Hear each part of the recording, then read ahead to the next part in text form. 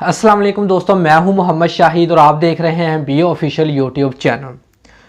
दोस्तों, जैसा कि आप सब लोग जानते हैं कि श्रीलंका ने पाकिस्तान को पहले T20 मैच में बहुत बुरी तरह शिकस्त दे दी है।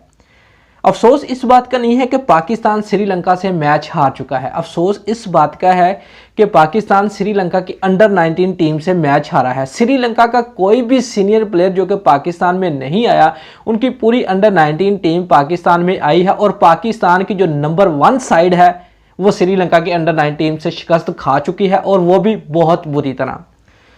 दोस्तों, मुझे एक बात की समझ नहीं आ रही कि पीसीबी सरफराज अहमद को पाकिस्तान का कैप्टन किस बना पर बना के उसको टीम में खिला रही है। उसकी तो टीम में जगह ही नहीं बन रही। वर्ल्ड कप में देख लें, सरफराज अहमद की कारकर्दगी को देख लें। इसने 50 वनडे मैच खेल लिए हैं सरफराज अहमद ने, और 50 वनडे मैच में इसकी एवरेज चेक करें, सिर्फ 20 की है या 25 की है। सिर्फ एक बाबर आजम पाकिस्तान क्रिकेट की टीम में ना हो तो पाकिस्तान क्रिकेट टीम मुकम्मल तौर पर फ्लॉप है।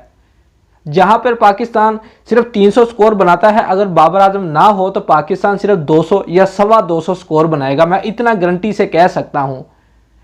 खुदा के लिए सरफराज अहमद, जान छोड़ दो हमारी। उमर अकमल को विकेट कीपिंग करवा लें, आबद अली भी बहुत अच्छी विकेट कीपिंग करता है, उससे करवा लें, या फिर कामरान अकमल को वापस ले आए। उसका पता तो होता है ना, वो हिटर है, कहीं ना कहीं वो शॉट एंड 4 लगा जाता है और स्कोर भी बना देता है। अगर उसका दिन हो तो वो सेंचुरी भी बना जाता है। मैच विनर प्लेयर है वो, मैच विनर। मुझे ये नहीं समझ आ रही कि ये पर्ची है, ये सरफराज अहमद पर्ची है। पर्ची नहीं, मैं इसको कहूँगा ये टट्टी प्लेयर है, सीधी सी बात है।